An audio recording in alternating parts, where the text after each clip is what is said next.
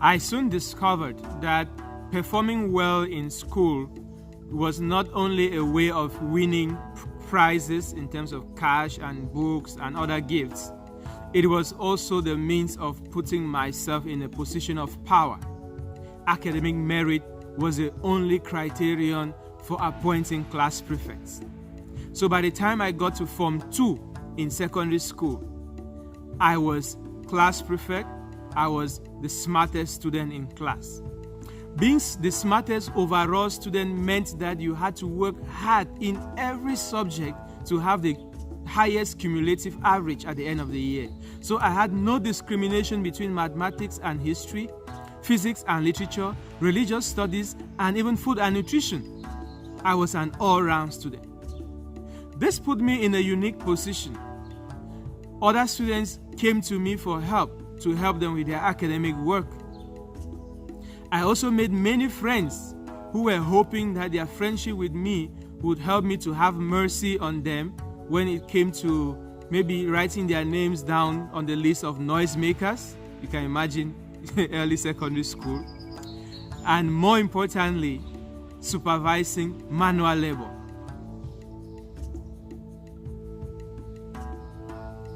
Amid this drama in school, I had my family life as well to live. My family was based in Jimafor, which is a quarter in the outskirts of Bamenda town. And my school was in the rural part of Mbatu village. So from school to home was about 5 to 6 miles apart. And in the afternoons on my way from school, I would normally be accompanied by my many friends, most of them females, as you would imagine. Given the fact that our school was inside the village, meant that the farms that my mother worked on were actually lying along the path from the school to our house. So what my mother would normally do on a regular basis would be to get up in the morning and pass through one farm, harvest food that she would keep under a rock by the wayside for me to pass and carry home on my way from school.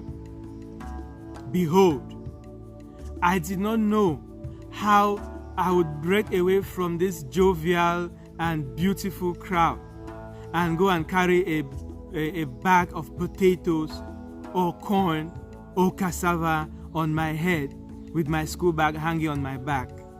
I did not know how this would fit in as I would be traveling with the rest of the crowd to town.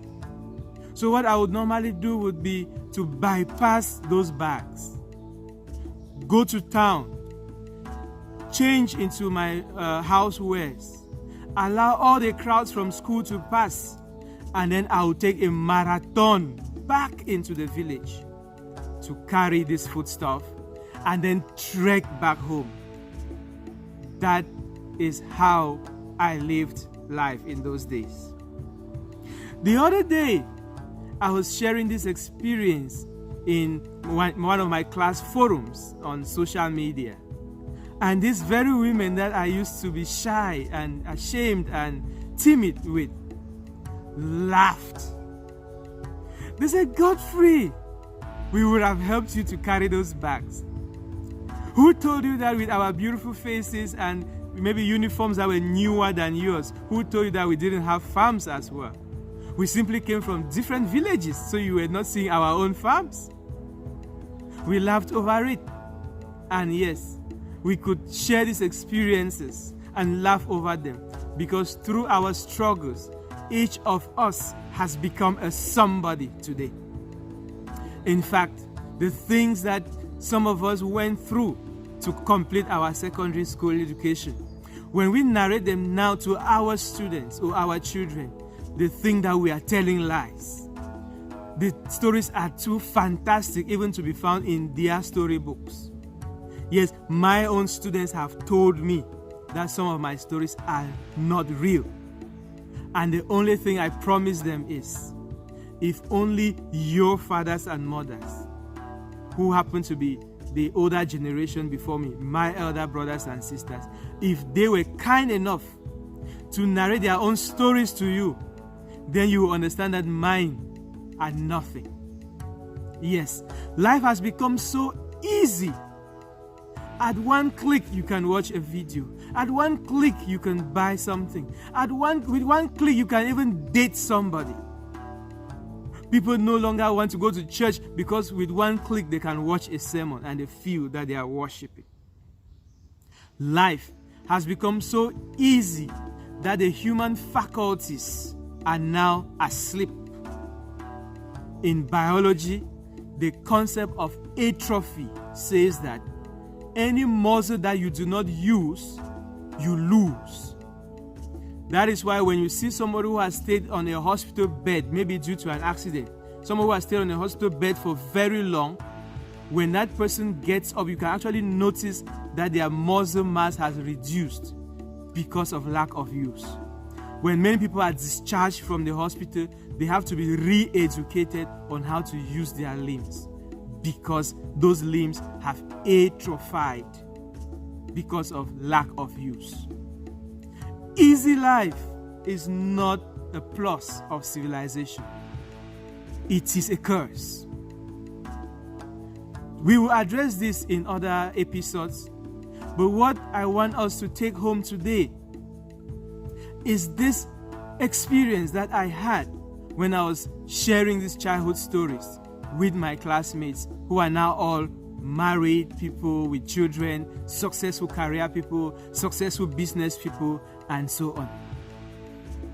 The stories you are hearing now, you may never have known the real me if I hadn't had the audacity to share them with you. And if you had never known the real me, you would never understand the journey that led to the me that you are celebrating. This is what inspiration is about.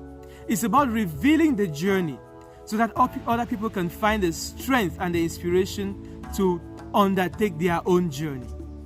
And one thing I have learned in life is that if you do not own your identity, if you do not own your story, if you shy away from who you are, no matter how humble, you will never be authentic. And if you are not authentic, you will never be truly successful. So go back to your past. Begin reliving the experiences that led up to this moment. In those experiences, you will find the true identity that makes up who you are. In those experiences, you will find the true calling that you are here in this world to live.